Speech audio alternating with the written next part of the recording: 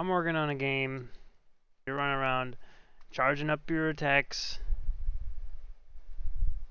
charging up your little,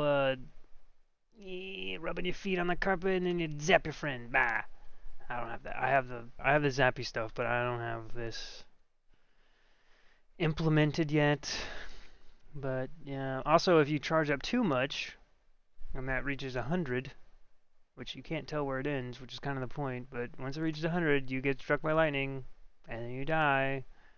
Fun fact, fun times. But the really big thing I hear I'm trying to showcase is I've been playing a lot of Helldivers lately, so I really like the whole diving aspect of it. So I really wanted to incorporate that ability. Plus, no one ever does any tutorials on how to do a dive animation, especially dive to prone and then even prone stuff.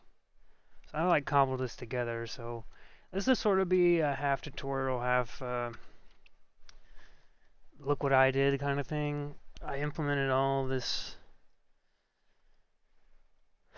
logic here. I just really control to and then prone, and then you press. If you're sprinting, then dive, and then go prone. I'm not sure why this delays here. I think originally I had it because the thing most people suggest is to play montage, but playing a montage is not ideal for something this mobile. When you're moving around, you want to actually move around. You don't want to just play an animation and then continue on from there. I did find a workaround for that, and I'll show you that in a sec. But so this just checks if you're sprinting. This is a custom formula I made, which is basically if you are moving at all and you're sprinting, then you're sprinting. Um, and if you're sprinting, if you're actually sprinting, not just holding the button down, you got to be holding the button down and moving. Then it crouches, because I found that if you don't crouch first, it will do weird things to the movement component capsule, this capsule component here. And see, I can show you real quick. If you don't crouch first, and then you dive, yeah, see, that's subpar, suboptimal. So crouching first puts it at least close to the ground, so that when you shrink it again, it just stays close to the ground. It just goes a little bit shorter. You don't really have to worry about it. And then when you're done, this sets, since you're crouched, you're moving at crouch walk speed. So multiply by the prone multiplier, which is 0.5 of the movement speed, and which makes you go slower. And then wait a second, so make sure that you're crouched. Wait a tenth of a second to make sure you are crouched before this happens, and then set the half height, which is basically instantly. You can't really tell when it happens here.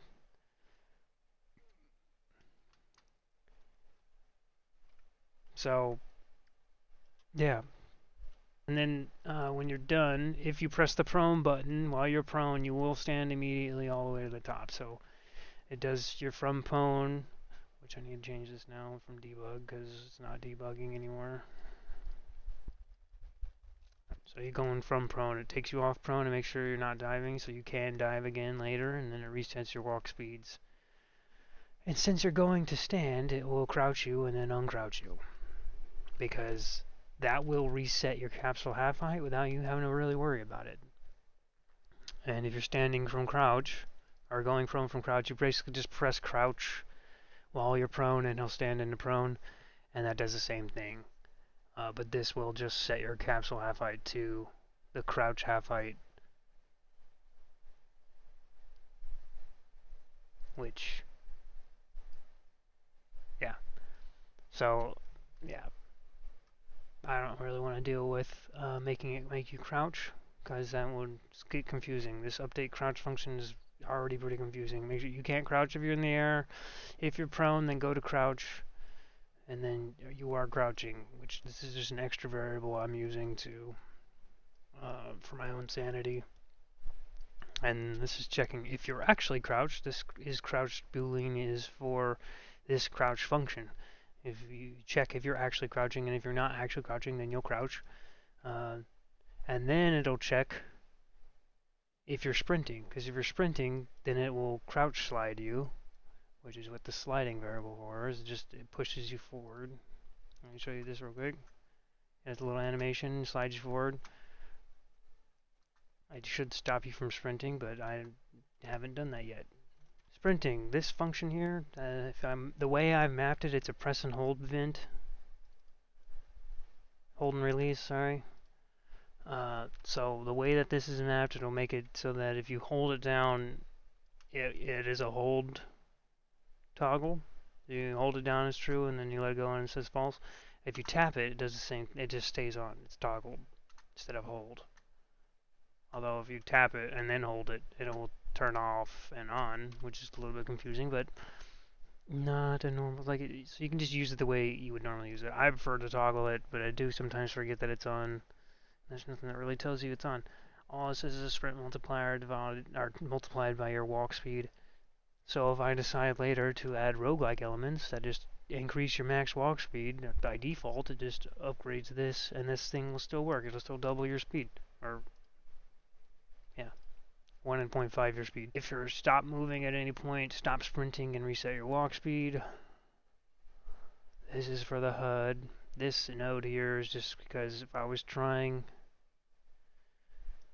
to make it multiplayer, which I was, it was just not working. I haven't done it yet because it doesn't do anything in multiplayer right now.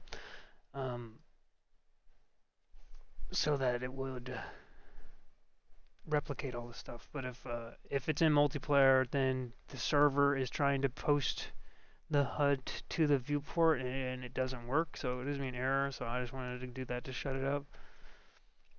Anyway, to the animation graph. So I watched a Pitchfork Academy tutorial for crouching locomotion. I'm not sure if he added prone in there, but I did extrapolate off that. So basically, you have a normal standing locomotion here, and this is for transition animations. Basically, it goes from idle, and this is only to override if you were pressing the charge button, and it'll just do the charging loop animation. But if you're standing idle, it just stands like that. And then when you go should move, which means you move forward, it'll do this animation first, which is the transit animation. It starts you moving. It's just a quick lean forward step animation, which I don't think is super necessary. That's all it really is right there. I don't think it's super necessary, but it does change some things. And then this says automatic rule, which means once this animation is done, it will move on to this animation, which if you're charging, it will just do the charging loop, and if you're moving, it will move you in whatever direction you're moving in. I don't know what's going on there, but you can't go slower than that, so. Anyway, the crouching does the same thing, and prone doesn't do that because I don't have a transition animation for prone. This function here is something I made. Well, I guess I didn't really make it. I think I stole it from something, but it's just checking which way you were facing versus which way you're moving, and then sets that as your direction. This extra piece here is actually not working, so it doesn't do anything. And this is just setting prone or Boolean targets for these. So one thing I do need to fix is that if you dive, it needs to send you straight into prone instead of he'll get back up and lay down. I'm not sure how to fix that yet, but we'll get there eventually. This is my graph, and it kind of looks like a mess, but it worked. The flow here is a lot nicer than what I was. So Pitchfork Academy recommends. Mizzo Frizzo recommends to do this to crouch animation, and then it goes straight into crouch locomotion. So if you're crouched already, it'll just do movement around and crouch, and then go back to idle. It saves your cache crouched and locomotion state from this. And then when you stand up, it goes back to here. Now, since I've added prone, it adds a whole other dimension of wildness to it. So basically, you do the same thing with the prone animations, and the center here is standing, but I need one from crouch to prone and prone to crouch, and then obviously, and then these are you just if you're crouching and not prone, then go from prone to crouch, and then automatically transition to crouch locomotions. It's the same thing all the way around. Um, but the sliding and diving animations are chef's kiss, I think, considering I just pulled these straight out of my bum. Um, Basically, I have one, if you're sliding, I have those pools in there already for generally performing logic, so I got the I pull those out and then assign them to variables here, and then check if they're happening. And if you are, then it'll skip this and go straight into this. It just I made a blend space for all the dives in every direction, and that works really well. Actually, it works extremely well. And all I do is just pull that blend space and give you a direction. The problem with this is it will track whatever direction you're moving in, which is great. But I also in the idle pose, my prone idle pose, I have a blend space for prone idle, which basically just checks what direction you're facing and makes you lean in that direction, which is the whole this stuff. The problem is, I think it's backwards. His head should stay there, and he should flip. I mean, it looks like he's turning around, but when your camera is moving, instead it looks right. But the problem is he's facing true north the whole time, so whatever camera angle you're facing will affect. If I lay down and turn around, cool. But if I start moving sideways, I go this way and turn, see, he lays sideways, and he's still facing forward.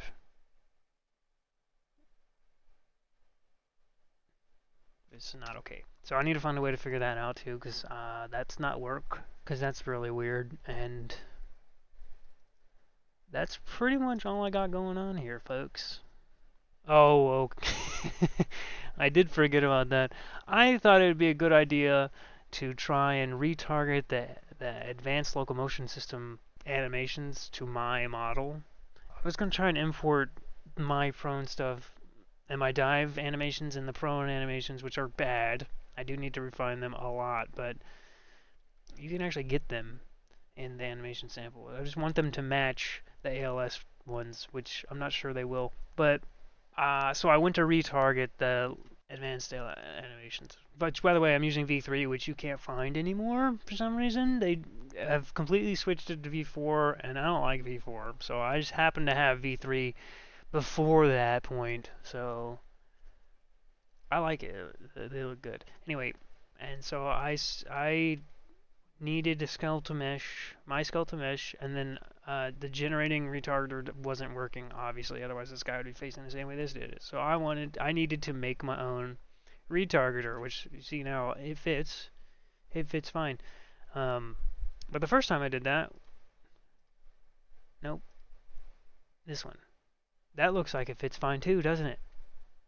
Yeah. Well, let me show you its features. No, incorrect, sir. Well, I mean that kind of is right. Where are you at? That's crouch walking. Which okay, we'll start with crouch walking here. Something's a little off here.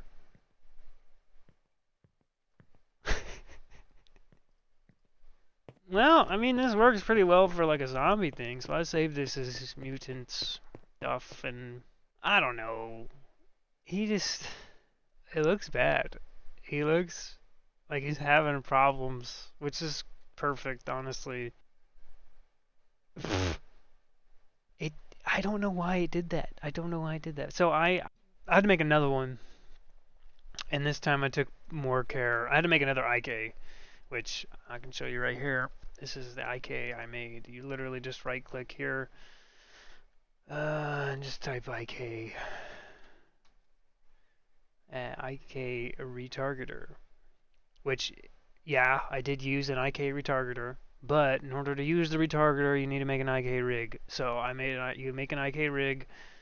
I literally open this up, put it in the side here,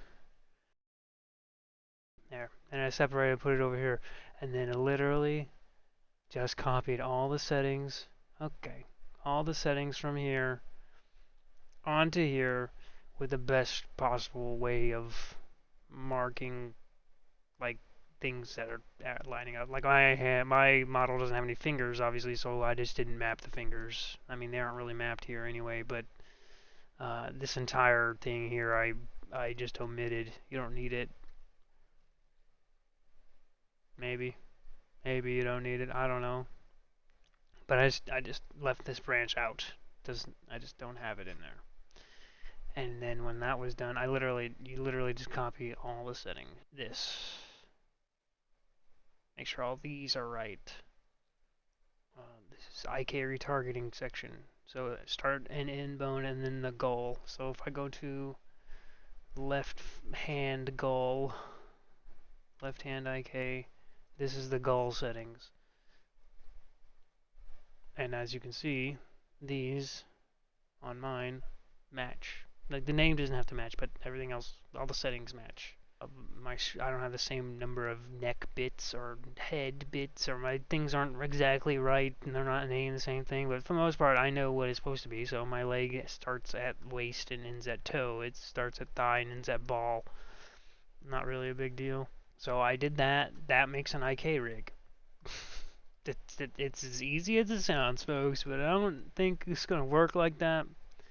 A retargeter, you literally go in here, set this to your rig asset, give it, which should auto-populate this, and then this